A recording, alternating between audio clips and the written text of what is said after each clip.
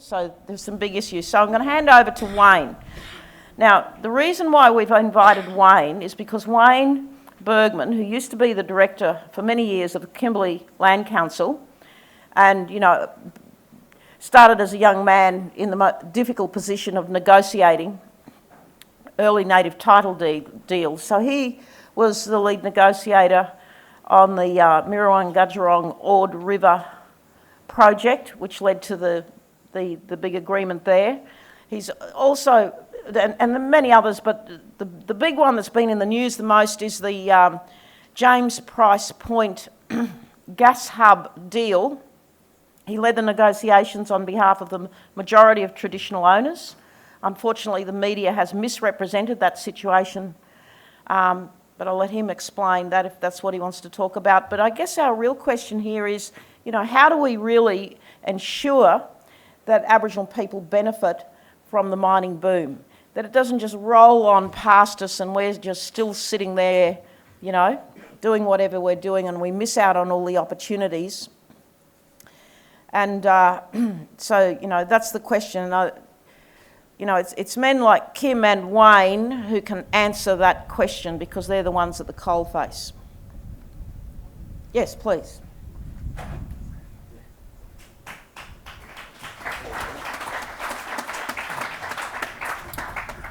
Thank you, Marcia.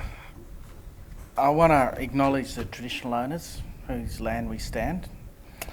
And I guess also I want to acknowledge the weight a lot of our senior people carry of their responsibility to pass on their knowledge and to make sure us younger people actually live up to those kind of values of practicing and making the judgment calls which we're being forced to make more and more about finding the balance about economic participation, what happens in our country and what shouldn't happen. I lived and breathed James Price Point since 2005, but I'm not going to go over that in major detail.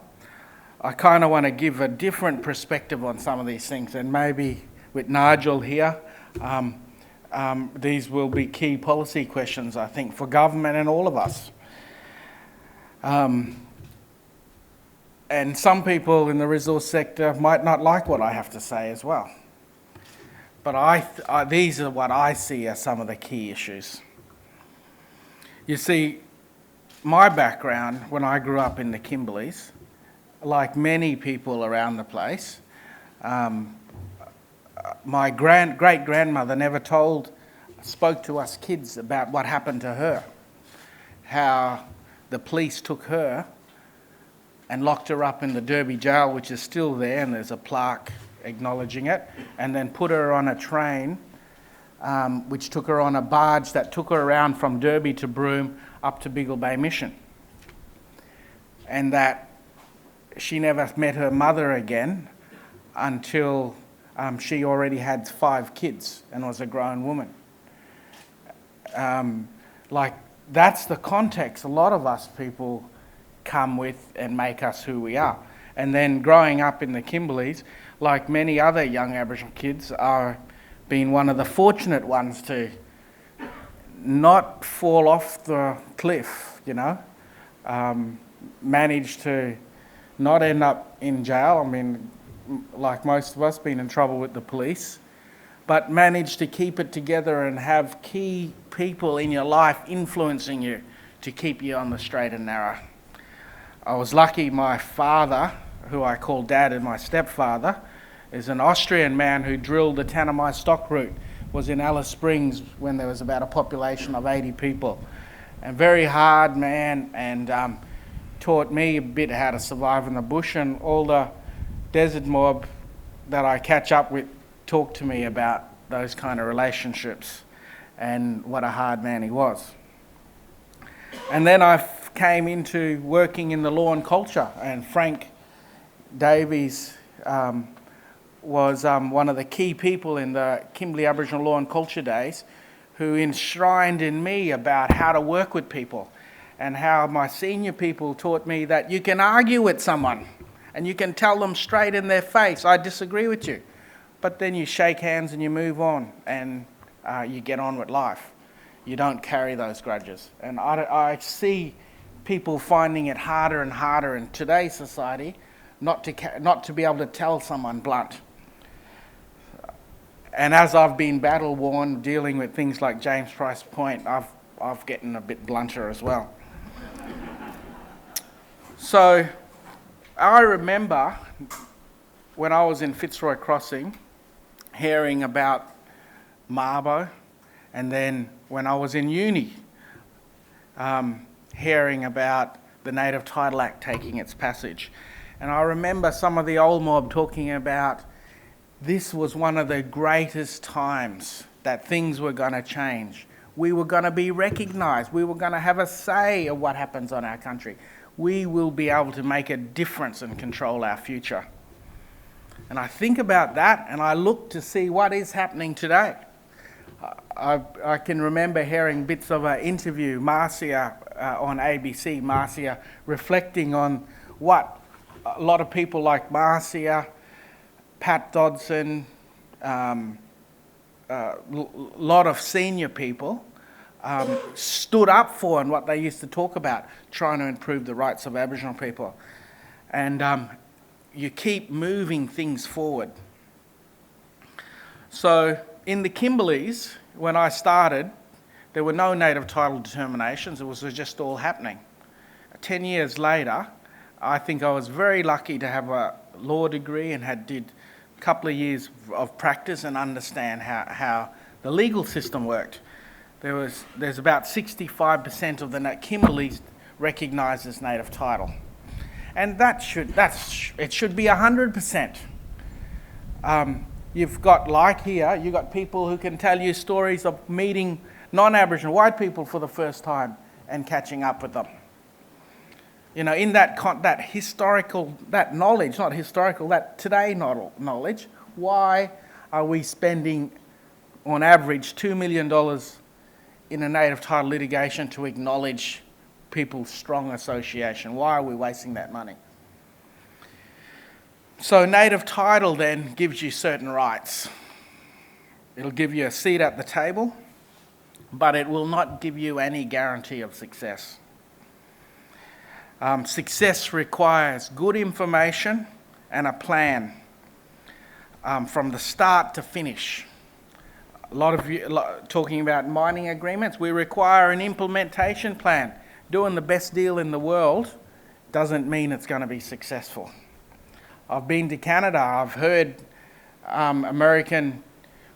Canadian Aboriginal people tell me about 10 years after implementing their treaty agreements, they're worse off. You know, people start interpreting the detail to the lowest common denominator. What's the next step we have to take to make a difference? And then development, as we do developments, they have multiplier effects. You know, a mine here might affect a community over there. In the Kimberleys, we don't want FIFOs.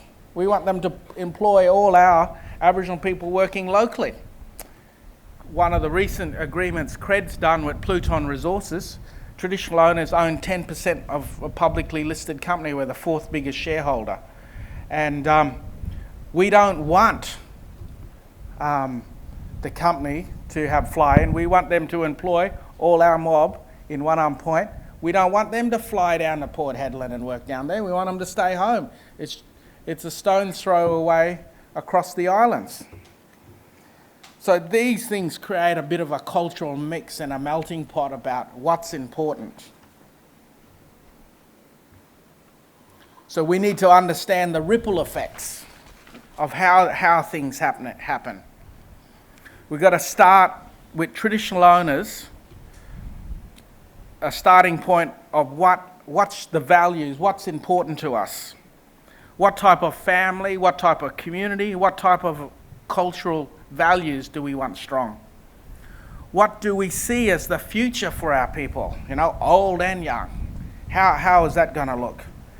Because I think this is where we're at with these agreements. They're not commercial native title agreements. I can bet that all these agreements we're doing now go way beyond what you might consider commercial things in a mining agreement. They're starting to evolve into what's important to people. What do you have to protect, and can you make a judgment on? How do you capture these benefits for the long term to build this good society? One of CRED's underlying values. So I work for CRED now, being created from the Land Council. CRED is owned by a foundation called Umbridge Buru, which is People Land Foundation. And CRED's underlying, Frank is the chairman of the social foundation, the Umbridge Buru, and Anthony is my chair of CRED. We have some directors, independent directors, to give me support in managing it. One of them, some of you might know, Glenys Roper. She's ex-CEO of the Australian Mint and is on a number of other bodies. Peter Harrell, some of you will know, CEO of Panoramic Resources. So we've been getting good skills to do it. But CRED's underlying value, in North Kimberley they say Winan, Bardi country they go Anja, or in the desert we talk about Nyinyi and Nyilnyili. That's when you take a kid through law, you have obligations to look after that kid. People take them to, other families have to look after them in our side, and you got to share, you got to give gifts to all the strangers coming in to participate in the ceremony. You got to look after, everyone's got to come with no hard feelings. You've got to come with a clean spirit because it's dangerous to have any aggression. That's the value what CRED is about, and our old people said if we don't start talking about how we use this today in our modern economy, it ain't going to be around. So looking at development, important considerations for what we're calling responsible development. How do you ensure something positive, good things come out of it? How do you learn from the past to make sure that you don't have any bad things in it? Must ensure to minimise, you can't make an omelette without breaking an egg. How do you minimise the physical impact? How do you minimise the cultural impact? Ensuring the sustainability of what it all means to live our lives and be who we are, our cultural identity. And it must ensure also real economic participation for traditional owners. And I've heard all the stories, CRED doesn't, we're trying to practice what we preach. We operate on a fee-for-service basis. We don't apply for government grants or for programs or anything like that. We've been operating formally now for a year and a half. Traditional owner group signs us up and we do fee-for-service works for them, charge mining companies, and part of the benefits go into the social foundation to support the rest of the Kimberley mob. So when we do these things, it can't be development at any cost. And that's when you meet the paradigm of how do you adjust this in the context of the Kimberleys. What I know, we were arguing some time ago, a year ago, that there were 2 suicides amongst Aboriginal people every month. A population of, I think, 14,000 Aboriginal people every month, 2 suicides. Then copycats, you have spirals for sometimes. Well, we're now realising that those statistics are higher because the police are recording things as misadventure or accidents when people that we know are quite clearly mentally disturbed and in trouble and need help. So we are living in a bit of a crisis. We want to address that, and we think the best way to address it, like our economic participation, is taking our control ourselves. So I'm just giving you just a shotgun treatment of these things, but native title from my old people were about justice, about reconciling justice with our land ownership and the way we live our land. native title rights, I believe, have to be recognised as substantive property rights. You know, look, they got to be substantive property rights. How can you ever have a level playing field if they don't have the same recognition of property rights as other Australians? The government, state, federal and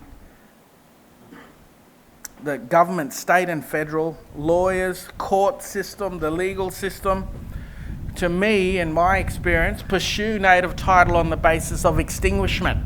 The whole reason you're in court is not to protect what the Native Title Act says, protect and recognise. It is about extinguishing it. Underlying pin of native title is supposed to be a justice, rewriting land. This doesn't make sense to me.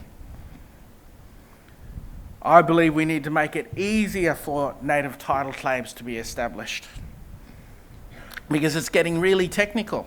And just because one mob can't prove, according to now what we call the native title system, native title, they still know who they are. They still have a connection and recognition. So we need an easier way in which native title should be resolved, because I think it provides the basis for us to address our own independence through economic participation. I think the onus of proof could be reversed. So in places where Aboriginal people are clearly occupying, living on their land, using it, the onus of proof could be reversed. It should be simple. Now that ain't going to apply across the board to everywhere, but in Northern Australia, there should be a very simple process of recognising native title.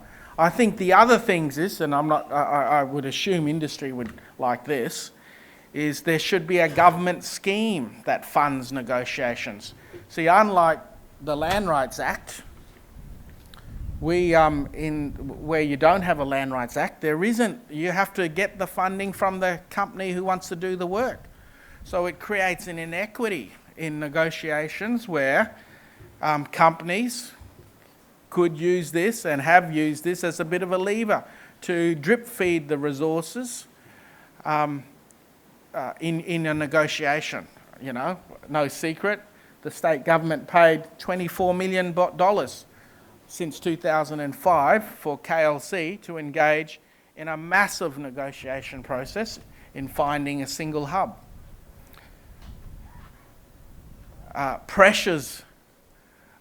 Games were always played about how those funds could be used to ensure traditional owners are in the best possible position to make an informed decision.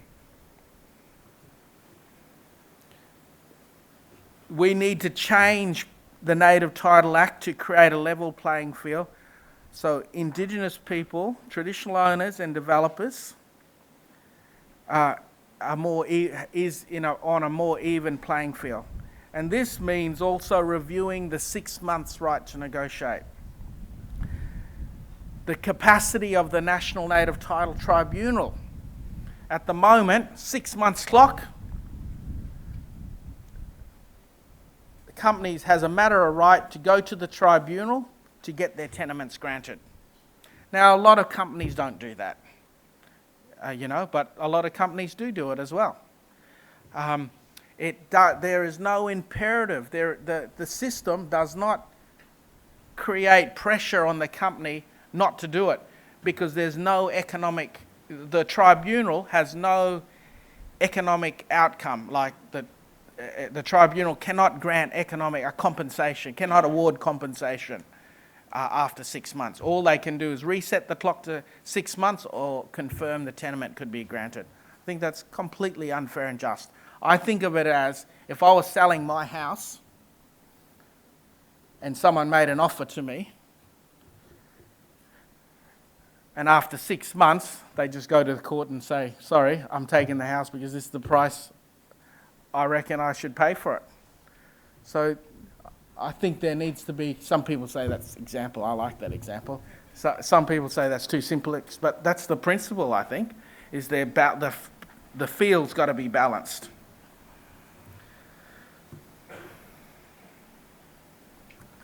I've gone through, touching on some of the environmental challenges that we face. is that we've traditionally had strong alliance with environmental groups. But this fundamentally now been challenging our right to self-determination, where Aboriginal people as a group collectively say, we're prepared to do this for the benefit of our community, and these are the sacrifices we have to make.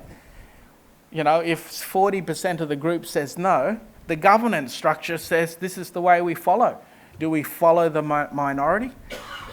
We ran the James Price Point process, followed a process of our senior cultural leaders signing off on the cultural impacts. You know, from our side, had incredible cultural integrity. I know when I've participated in ceremony in the Kimberleys, in the Pilbara, and my senior people tell me stories about how our storylines travels south of the Kimberleys, into South Australia, and come up into this area.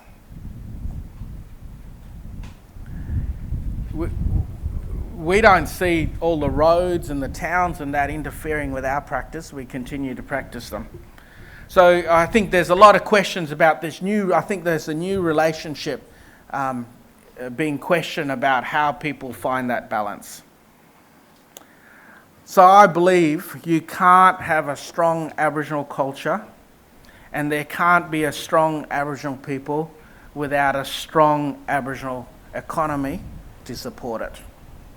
And that might be a multifaceted melting pot of the mining industry, tourism, all sorts of stuff. But whether people are surviving over sustenance living, trading with people, I mean, because I travel around the Kimberley a lot, I always trade with goanna, barney, dugong, turtle, turkeys, any kind of bush tucker, because I'm going around all the different places in the Kimberley where I can get it, and I trade it with all my coastal mob for some good food. But that is an economy, I think, but people say that's cultural sustenance purpose. Bullshit. That's a real economy, and we're trading in it. But the Native Title Act and Native Title Determination stop short of fully accepting our customs that are being practiced as being something less than economic. So, given I could go on with some of those commercial examples of different things, but I'm all happy to chat about all sorts of things. And I kind of want to say one thing. I think the value in what we do and what Northern Land Council does, the Kimberley Land Council started off with the support of senior people from this side coming over to the Kimberleys to help create the Kimberley Land Council. And like that way, we've shared ideas, and I think there should be, why should the Kimberleys or the Northern Territory or vice versa have better agreements that benefit Aboriginal people just because we're geographically different? I think all us black, from a cultural point of view, we should be all sharing stories about what we have in the agreement. Because we need to raise the benchmark for all of us. Not to point out any companies, but why should a company do a deal in the Kimberleys that's different to doing a deal in the Pilbara or in the Northern Territory? You know, there should be a bit of a benchmark where we all work together. So I would like to see what I call a cultural house of ideas where our senior people can work together and share those ideas. Like in some of our mining agreements, as an example, that the obligation on winding up when the mine comes to close, traditional owners have a choice to own all the fixed infrastructure for $1. You know, they'll assess it to determine, this is a 200-man camp. It's good brand new facilities right now. In 20 years' time it might not be. But it creates the opportunity of people saying, what do I want to do with that infrastructure? Maybe we can use it to build more lasting economies, answering one of those other questions. What happens after the mine? Anyway, thank you.